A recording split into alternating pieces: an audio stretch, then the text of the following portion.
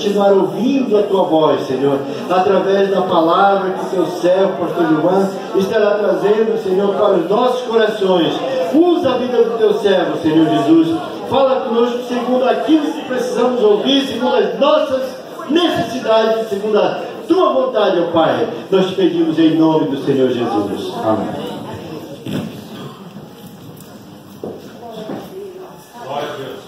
Obrigado, irmão Luiz. Paz do Senhor, irmãos, irmãs. Eu quero agradecer também a Deus pela rica oportunidade de estar com vocês hoje à noite.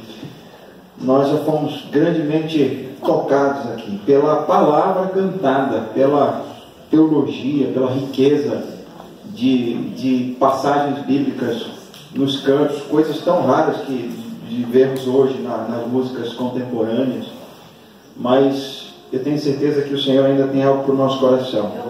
Tenho certeza que Ele tem uma palavra de fortalecimento para nós, de entendimento a respeito desse tema tão importante. Então, eu quero convidar os irmãos a abrirem mais uma vez em João. Eu não lerei todo o texto que foi lido, mas gostaria de ler 6 versículos em João capítulo 4, versos 20 a 26.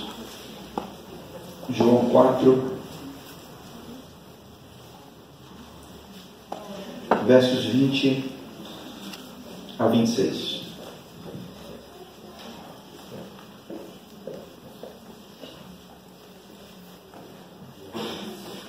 Diz assim a palavra do Senhor: nossos pais adoraram nesse monte, e vós dizeis que é em Jerusalém o lugar onde se deve adorar.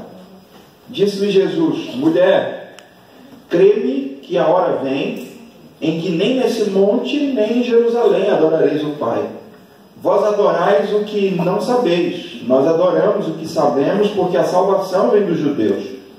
Mas a hora vem, e é agora, em que os verdadeiros adoradores adorarão o Pai em espírito e em verdade, porque o Pai procura tais que assim o adorem. Deus é espírito, e importa que os que o adorem em espírito e em verdade. A mulher disse-lhe: eu sei que o Messias, que se chama o Cristo, vem. Quando ele vier, nos anunciará tudo. Jesus disse-lhe: eu sou, eu que falo contigo. O tema que os irmãos me deram a falar hoje à noite trata sobre a igreja e a adoração. E um desafio que surgiu dentro de mim foi tentar mostrar onde nós vamos chegar com essa mensagem já no início. E você deve saber, domingo que vem é Dia dos Pais. Eu lembrei de uma historinha que eu li há pouco tempo atrás, de uma criancinha que viajava com o pai, uma menininha, e no meio do caminho, ela não sabia para onde estavam indo. Ela virou para o pai e disse assim: papai, onde vamos estar quando chegarmos onde estamos indo? Onde vamos chegar quando chegarmos onde estamos indo? Onde é que a gente vai estar? E essa pergunta pode muito bem ser a sua pergunta enquanto eu estiver pregando, mas eu quero repetir: Deus tem uma palavra para o nosso coração. Você precisa estar atento, ligado a tudo aquilo que Ele tem a nos dizer. Então me deixe dizer para você hoje à noite, já de início, onde nós vamos estar quando chegarmos onde estamos indo. Eu queria começar aqui tratando alguns conceitos sobre igreja e sobre adoração. Depois, eu gostaria de contar-lhes uma história a partir de uma tipologia bíblica que vai nos ajudar a entender qual que é a conexão que existe entre esses dois temas, a igreja e a adoração. E eu quero terminar reafirmando meu compromisso com a pregação expositiva, voltando para João capítulo 4, e expondo aqui acerca do tipo de adoração que Deus espera da sua igreja. Quem são esses verdadeiros adoradores que o Senhor procura? Então, em síntese, a gente vai conceituar sobre igreja e adoração, correlacionar igreja e adoração, e vamos elencar características da adoração que Deus espera de sua igreja. Então, em primeiro lugar, vamos conceituar sobre igreja e adoração. É importante que você guarde essas premissas que vamos colocar aqui de início, porque elas serão úteis até o final dessa mensagem. Mateus capítulo 16, verso 18, traz uma afirmação contundente sobre a igreja. algo que fala fortemente ao nosso coração. O Senhor Jesus está em um diálogo com Pedro, e ele vira para Pedro e diz assim: olha, eu também te digo, tu és Pedro, e sobre essa pedra edificarei a minha igreja, e as portas do inferno não prevalecerão contra ela. Alguns intérpretes pensam que Jesus está falando de Pedro, mas Pedro é pedra pequena. E o próprio Pedro, na primeira carta, no capítulo 2, versículo 7, vai identificar Jesus Cristo como a pedra angular, a pedra que os edificadores rejeitaram. Mas o fato é que esse texto é cheio da teologia a respeito da igreja, é cheio de informações preciosas que eu e você precisamos conhecer acerca da igreja. Esse texto vai dizer, por exemplo, que a igreja é projeto de Deus. Ela está no centro da atenção de Deus. É Jesus quem afirma: eu edificarei a minha igreja. Portanto, a igreja é a ideia dele. Por mais que nós vivamos tempos em que a igreja venha sendo descredibilizada, a igreja venha sido considerada uma comunidade ultrapassada, a igreja é projeto de Deus, e aquilo que Deus estabelece não perde validade. Tem uma outra verdade importante aqui: a igreja, ela é edificada sobre o próprio Cristo. Ele é a pedra sobre quem a igreja está, portanto a igreja é inabalável. Outra verdade: a igreja está em constante combate com as portas do inferno. É importante saber disso, e você vai entender como isso se relaciona com a oração. A igreja está em constante combate contra as portas do inferno. Mas a quarta verdade que esse texto nos apresenta é que existe uma promessa sobre essa igreja, sobre o povo de Deus universalmente espalhado na face da terra. A promessa é que as portas do inferno não podem prevalecer contra ela. Ela tem, portanto, a garantia final da vitória. Se você ler a carta aos Efésios, a carta que é considerada a mais eclesiológica de todas as cartas do Novo Testamento, talvez de todos os escritos do Novo Testamento, você vai ver mais uma vez a igreja no centro do projeto de Deus. Você vai perceber que a igreja, ela é o alvo das bênçãos do Pai através do próprio Pai, através do Filho e através do Espírito Santo. A carta apresenta a igreja como a comunidade dos crentes, dos eleitos, dos chamados, dos santificados, dos que vivem em fé e amor, dos salvos pela graça, dos remidos, dos que são selados com o Espírito Santo, dos que estavam mortos em ofensas e pecados, mas pelo poder da ressurreição de Cristo foram vivificados.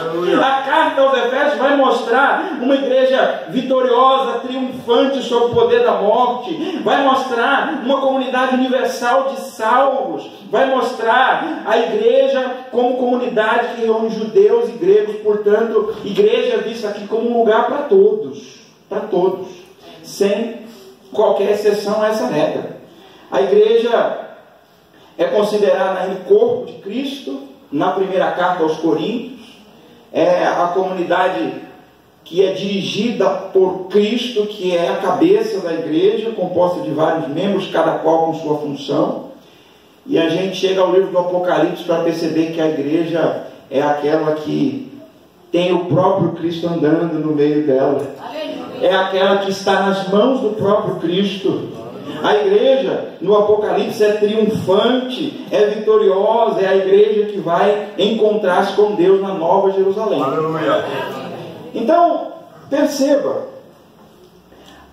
igreja não é, por exemplo, uma comunidade daqueles que se abstêm do mundo porque eles estão no mundo, mas ao mesmo tempo não pertencem ao mundo. Percebam que igreja é um ambiente diferente, é uma comunidade de chamados para fora. Esse é o conceito da palavra. Percebam que igreja é esse lugar onde estão aqueles que são o alvo da obra de Deus. Agora que a gente entendeu um pouco melhor esse conceito sobre igreja, vamos conceituar sobre adoração. Adoração é a palavra que na língua bíblica, ou na linguagem bíblica, perdão, faz referência à devoção, a serviço e à honra que prestamos a Deus, seja publicamente, seja no privado, no individualmente. Louvor, oração e palavra são os elementos que proporcionam nossa experiência de adoração. E é preciso destacar que muita gente confunde louvor com adoração. Muita gente confunde ações de graças com adoração. Mas o conceito por trás dessas palavras nos ensinam que ações de graça é aquilo que a gente oferece a Deus por aquilo que Ele fez por nós. Louvor é aquilo que a gente oferece a Deus por aquilo que Ele sempre faz por todos, por sua igreja, por exemplo. Adoração é aquilo que a gente oferece a Deus por quem Ele é. Maravilha! Vamos conceituar um pouco mais. Quando a gente fala de louvor, de adoração, precisamos lembrar que Deus é o único alvo da nossa adoração. Isso estabelece-se desde os primórdios da revelação da palavra de Deus. Dos 10 mandamentos você vai lembrar que 2 deles estão falando sobre essa centralidade da adoração na pessoa divina. O primeiro mandamento vai dizer que nós não devemos ter outros deuses diante do nosso Deus único e verdadeiro. E o segundo mandamento vai dizer que nós não devemos fazer para nós imagens de escultura. Então, a adoração pertence única e exclusivamente a Deus, e qualquer coisa que foge a essa regra é considerada uma falsa adoração, o que a Bíblia também vai caracterizar como idolatria, a adoração que não converge para Deus. Então, convém lembrar ainda que a igreja ela tem um inimigo que se incomoda profundamente com a adoração que ela entrega a Deus, e ele mesmo agiu como alguém que usurpou essa adoração, ou quis para si a adoração que é exclusiva de Deus. Mas Deus foi poderoso para demonstrar a sua soberania, colocando o diabo no lugar que ele está. Então, adoração é isso. Deixa eu tentar conectar agora as duas coisas. Eu quero lembrar a você um tipo bíblico, uma tipologia bíblica. Você vai encontrar essa tipologia em Êxodo, do capítulo 7 até o versículo 10. O contexto ali que se estabelece é o das 10 pragas. Deus está libertando o povo dele do Egito. Ele transforma a água em sangue por intermédio de Moisés. Há uma praga que é derramada sobre aquela nação, que faz com que toda ela seja empestada de rãs. Piolhos atacam aquele povo, moscas, peste sobre o rebanho, saraiva, sarna, gafanhotos, trevas, a morte dos primogênitos por ocasião da saída do povo. Você deve lembrar esse contexto porque ele é importante para mostrar para a gente qual que é a conexão que há entre esses dois temas. O contexto é ainda da saída do povo com a celebração da Páscoa. Eles saem e celebram a Páscoa ao Senhor. O relato desses capítulos vai apresentar Deus agindo para libertar o povo oprimido por Faraó. E tenha em mente que o Egito é uma representação do mundo. Do mundo de onde eu e você fomos tirados, não fisicamente, é claro, mas da nossa vida, do nosso antigo modo de viver conforme o mundo.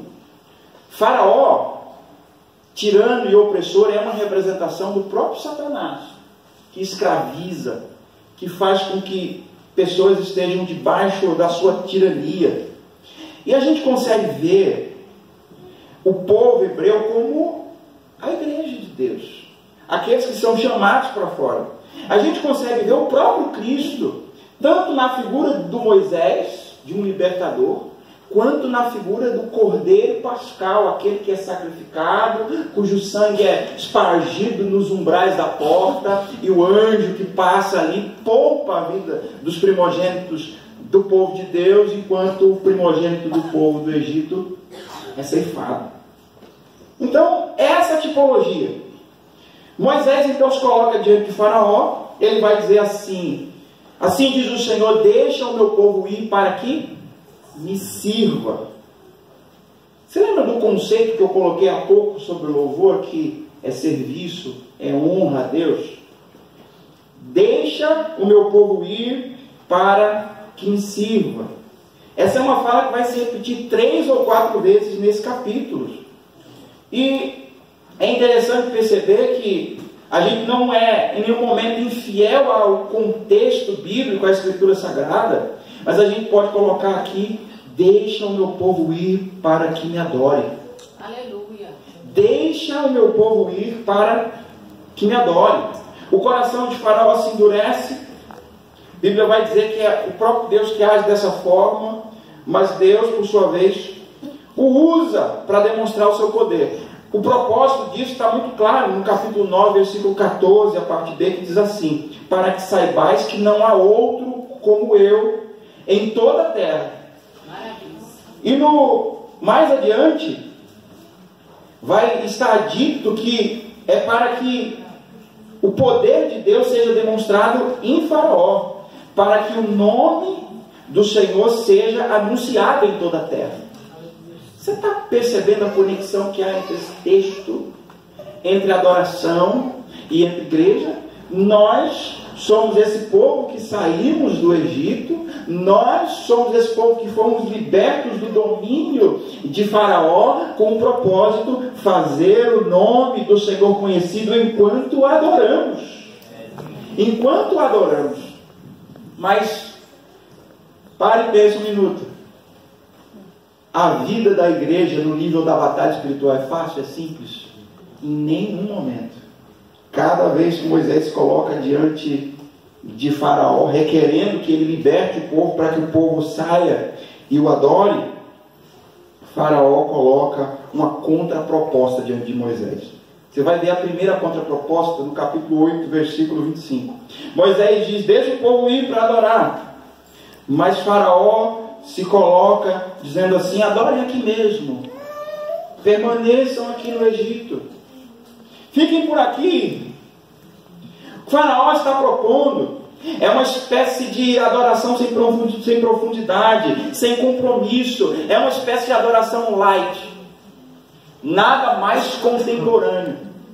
Olha, para adorar não precisa sair do mundo, não. Continua aqui, adora aqui mesmo, adora sem sair daqui, sem abrir mão, sem o pensar no que isso cobra de nós, no que isso exige de nós. Uma vez que o Egito representa o mundo e Faraó o próprio Satanás, adorar a Deus e permanecer no Egito só pode ser uma adoração sem profundidade, sem compromisso, que Moisés prontamente recusa. Verdade. Satanás não existe. Faraó faz uma segunda contraproposta. E veja a perspicácia dele. Ele diz: saiam, mas não vão muito longe. E orem também por mim. Olha, é de oração. Ele repete isso várias vezes. Orem também por mim, não vão muito longe, não se afastem muito, não seja fanático, não seja excessivo. A própria Bíblia diz: não podemos ser assim, de balde, em vão, nós não podemos ser demasiadamente santos, não é? A gente força a Bíblia a dizer por isso que ela nunca disse. Adoração exige renúncia completa, renúncia total. E o que Faraó está propondo aqui é uma adoração sem a contemplação do que a atividade ou a atitude de adorador exige de nós. Não muito longe. Ora também por mim. Então, é exatamente isso que esse espírito religioso da nossa época faz com muitas pessoas que transitam entre a igreja e o mundo. Mas Deus nos trouxe aqui hoje à noite, irmãos e irmãs, para dizer que Ele espera de nós uma adoração completa, uma adoração perfeita, uma completa entrega. A terceira contraproposta que Faraó vai fazer encontra-se em Êxodo 10, 11. Ele vai dizer assim, só os homens podem ir, mas as mulheres e as crianças ficam. Sabe o que isso significa? Que muitas vezes o intuito de Satanás é que a gente viva uma vida religiosa solo, à parte, distanciado da nossa família.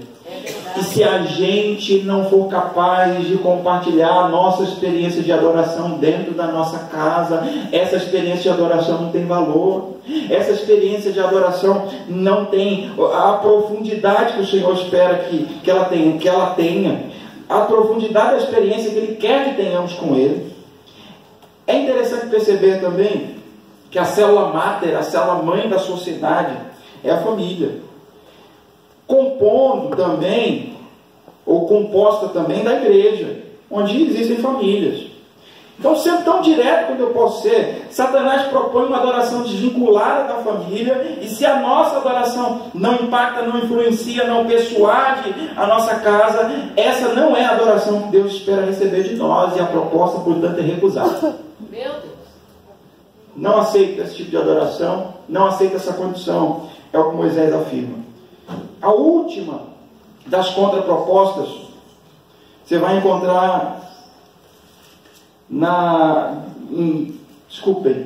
você vai encontrar no capítulo 10, verso 24, ele diz: podem ir, fiquem os rebanhos.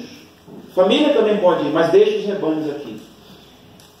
Olha para cá um instante. Você percebeu quando o pastor Antônio Carlos subiu aqui e disse: vamos contribuir, vamos adorar a Deus com nossas ofertas?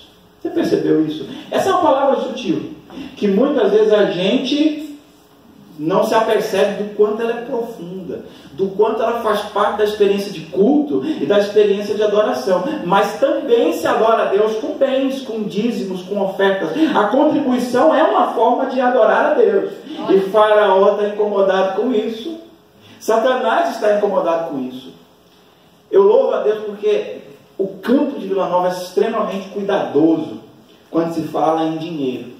Ninguém manipula pessoas para a fé. Ninguém manipula pessoas para tirar o dinheiro delas. Mas, queridos, se o Evangelho não chegou também ao nosso bolso, se o Evangelho não tocou o nosso coração a ponto de mudar a nossa experiência de adoração também na área financeira, há algo errado. Isso precisa ser espontâneo da nossa parte. Adorar a Deus com tudo que temos, com tudo que somos, é o privilégio que Ele deu para a sua igreja, e por isso é que Moisés ele recusa prontamente essa proposta de Faraó, de Satanás, que quer escravizar o povo de Deus. Você sabe que o coração dele é endurecido, até o momento em que Deus precisa lançar sobre o povo egípcio aquela última praga, a morte dos primogênitos. O povo então sai, eles celebram a Páscoa, saem daquela terra. O que acontece depois disso é que o povo agora está liberto, ele está a caminho dessa experiência de adoração. Isso fala para a gente algumas coisas muito importantes. A igreja é essa comunidade que foi chamada para fora para adorar. Essa igreja continua sendo alvo dos ataques de Faraó, que deseja sempre mantê-la cativa, mantê-la escravizada. Sim, a igreja ela é chamada para a experiência de adoração, até mesmo antes da experiência de missão, por mais que isso pareça estranho aos nossos ouvidos. Liberte meu povo para que ele adore. E quando ele começar a adorar, ele será um instrumento para levar o meu nome a ser conhecido diante de outras pessoas. Então, sim, nós somos chamados para fora primeiramente para adorar. Adorar é a principal missão da igreja. Enquanto a gente adora, a gente faz missão. A gente faz o nome do Senhor ser glorificado, ser exaltado. Eu digo mais, vai chegar um momento que nós não faremos mais missões. Nós não vamos pregar mais o Evangelho, mas a gente vai continuar adorando a Deus por toda a eternidade. Aleluia. Então, nós não podemos perder isso de vista. Nós adoramos a Deus porque nós somos libertos. Nós adoramos a Deus porque saímos de um regime de escravidão e de tirania. Fomos tirados do mundo. Por isso é que eu e a minha casa nos apegaremos a Deus e adoraremos a Deus com tudo que nós pudermos oferecer a Ele, porque Ele é digno, Ele fez o que mais ninguém poderia fazer por nós. Está aí a razão da nossa adoração. Adora a Deus por um instante, por um momento, traz a tua percepção, o quanto isso beneficiou a tua vida, o quanto isso mudou a tua realidade. Adora Deus, coloca diante dele o teu melhor, como aquela mulher que vai até a presença de Jesus, derrama sobre os pés de Jesus um perfume caríssimo. É colocar também o nosso melhor diante dele, é entregar tudo que nós temos a ele sem restrições. Isso é adoração. Então, agora que a gente já sabe desses conceitos de igreja, desse conceito de adoração, agora que a gente já entendeu como é que tudo isso se conecta, recapitulando, eu e você somos a igreja, fomos chamados para fora, com a principal missão de adorar, enquanto fazemos o nome do Senhor conhecido. Ele transformou a nossa vida. Adorar é se colocar inteiramente à disposição dele por aquilo que ele fez por nós. A gente pode ir para a última parte dessa mensagem e pensar em qual é o tipo de adoração que ele espera de nós. O texto que foi proposto de João 4 é muito propício para essa noite, em que o auditório é predominantemente feminino. O texto conta uma história que toca profundamente o nosso coração. Jesus meio que passando por um lugar, por uma determinada região, propositalmente, sabendo que ele tem que se encontrar com alguma pessoa ali, com uma mulher, que naquela cultura era extremamente desvalorizada. E eu não estou dizendo dela especificamente, mas a figura feminina experimentava uma rejeição enorme, não tinha valor. Mas ele vai lá, é meio-dia, sol a pico, ele está cansado da caminhada, os discípulos estão comprando comida na cidade, ele se assenta à beira do poço, sabendo o que ele tem que fazer ali. Se chega uma mulher samaritana, ele era judeu, deve ter havido aquele momento de frieza e de gelo, que diálogo não se estabelece, até que Jesus vira para ela: mulher, dá-me de beber. A pergunta que abre um diálogo transformador. Aleluia. Mulher, dá-me de beber. Aleluia.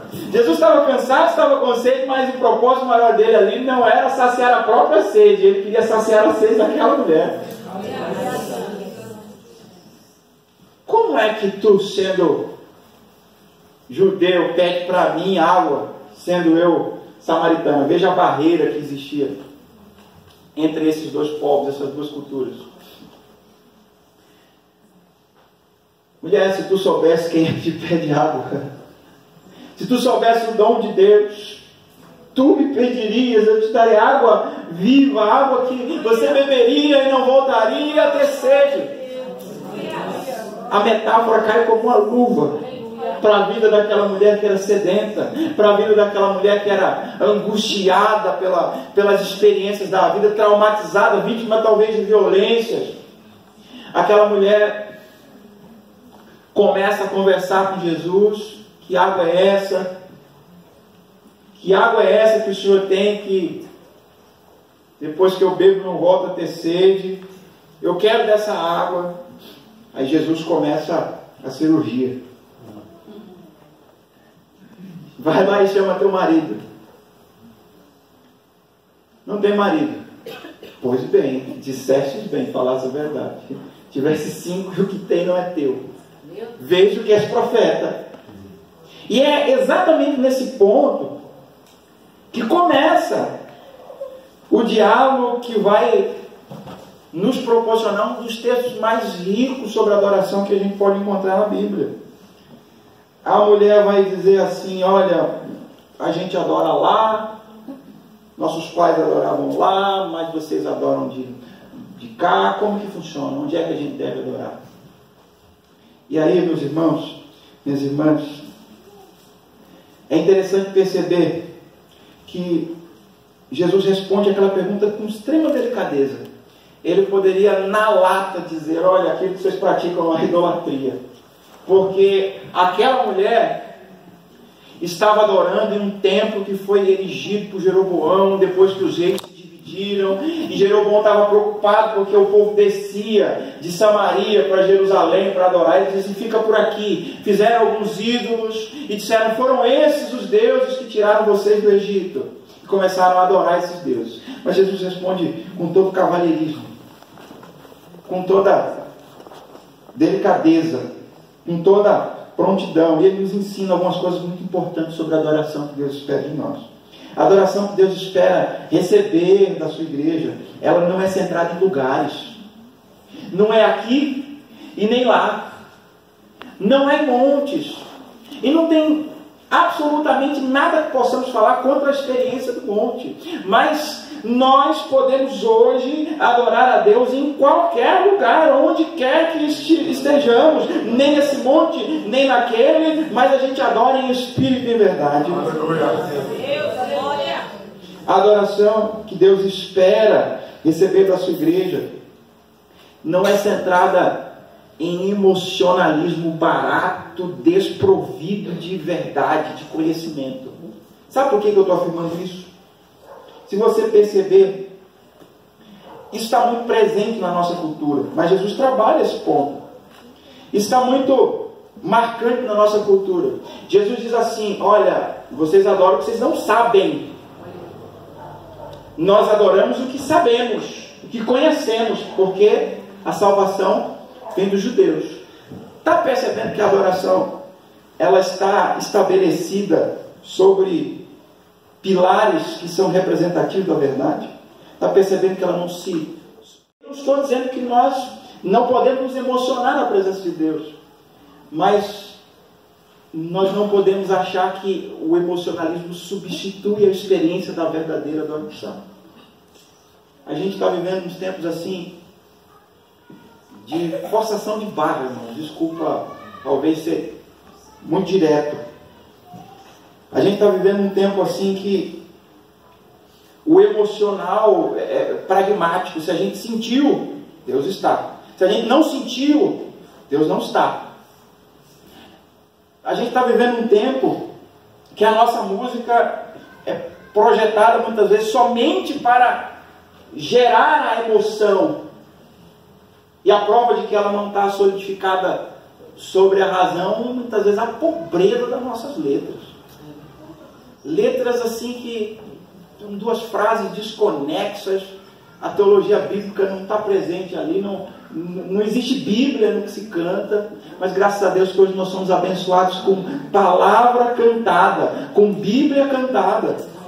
Graças a Deus que nós temos um senso de percepção para ser seletivo na escolha daquilo que a gente canta e na escolha daquilo que a gente usa para adorar a Deus.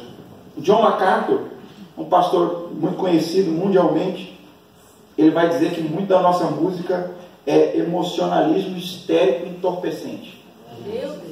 Ele é duro. Emocionalismo histérico e entorpecente. E há pessoas que simplesmente se viciam nessa experiência da emoção e elas saem daquela experiência de culto dizendo assim: eu adorei a Deus, e voltam para o Egito e voltam para a experiência de não adorar a Deus com tudo que são, com tudo que podem oferecer a Deus. Não é esse tipo de adoração que Deus espera de nós. Nós precisamos ver hoje gente cantando música profunda, música cheia da graça de Deus, música cheia da palavra de Deus, música que reflita a glória de Deus. E aí tem gente que diz assim: mas pastor, quanto mais eu estudo teologia, mais parece que a minha fé vai esfriando. Quanto mais eu estudo, mais parece que eu vou perdendo. Pois eu vou dizer para você o contrário. Quanto mais eu estudo a palavra de Deus, eu consigo perceber a grandiosidade de um Deus que não cabe em palavras, mas o meu coração se inclina para adorar esse Deus. A adoração que Deus espera de nós, em terceiro lugar, a adoração que Deus espera da sua igreja, ela não é obviamente centrada em ídolos. Quando Jesus diz é em espírito que se deve adorar a Deus, ele está, entre outras coisas, dizendo que Deus não pode ser feito por mãos humanas, que Deus não pode ser construído como foi o caso do que aconteceu no templo em Samaria. Deus não pode ser o resultado de uma reprodução humana. Deus cria tudo. Ele não pode ser criado, ele não pode ser feito por mãos de ninguém. Simples como isso. Então, adoração do Espírito significa sem imagem, sem manifestações físicas de Deus, sem obra da mão humana. Jesus, ele está corrigindo o problema da adoração dos ídolos. Fora isso, Deus não está preso a qualquer lugar específico, portanto ele pode ser adorado em qualquer lugar onde estivermos, porque nós adoramos a Ele em Espírito.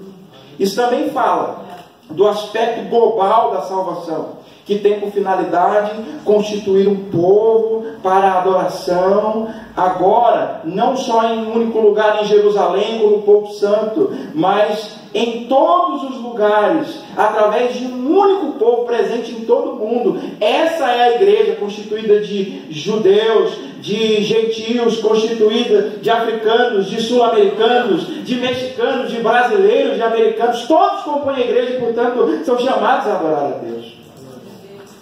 Finalmente, a adoração que Deus espera de nós, ela é centrada na verdade. Aleluia. A adoração que Deus espera de mim e você é uma adoração centrada na verdade. Adorarão em espírito e em verdade. Isso implica adoração em tudo e qualquer coisa que fizermos. Tudo e qualquer coisa que fizermos. Eu vou ao culto para adorar. Sim, eu vou ao culto para adorar, mas quando eu saio do culto eu continuo adorando. Aleluia. O que eu faço no culto, se eu canto, se eu prego, se eu oro, eu faço para adorar, mas quando eu saio do culto eu continuo adorando. Portanto, quer comais, quer bebais, fazer tudo para a glória de Deus em experiência de adoração a Deus. Até a roupa tem que adorar a Deus. Tudo. Vista-se bem para adorar a Deus. Vista-se elegantemente para adorar a Deus. Glória a Deus.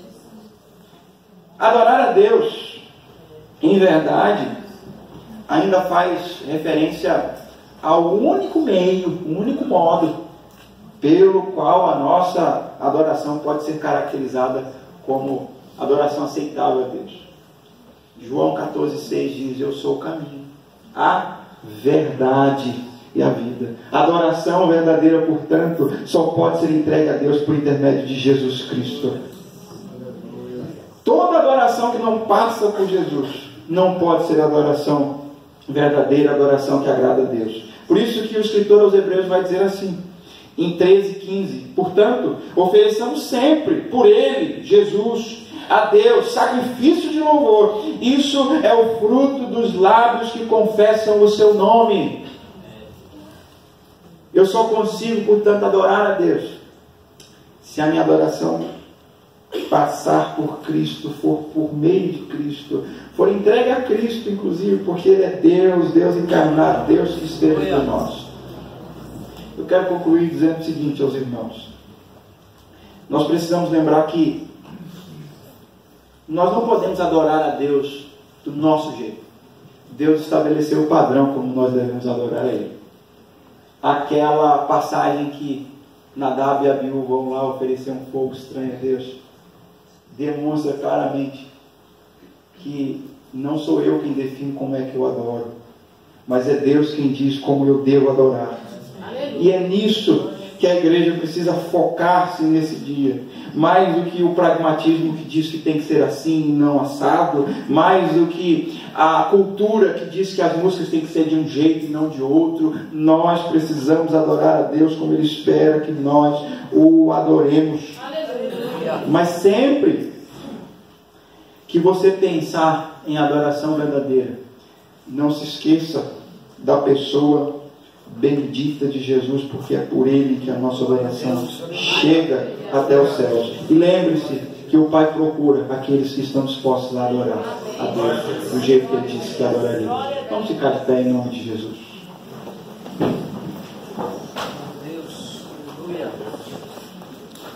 Aleluia. Glória ao teu nome. Você pode adorar como você aprendeu que se deve adorar hoje à noite? Glória ao teu nome. Aleluia. Aleluia. Glória ao teu nome. Glória ao teu nome. A palavra do Senhor nos chama a celebrar com júbilo, ó Senhor. Aleluia. E quem deve celebrar com júbilo? Todos os moradores da terra. A palavra de Deus diz que devemos servir a Ele com canto, sabendo que foi Ele que nos fez povo seu e ovelhas do seu pasto. Aleluia. Devemos entrar na presença dele com Aleluia. Vamos Glória ao teu nome. orar e pedir que o Senhor nos ajude Aleluia. a sermos esse tipo de adorador que Ele busca.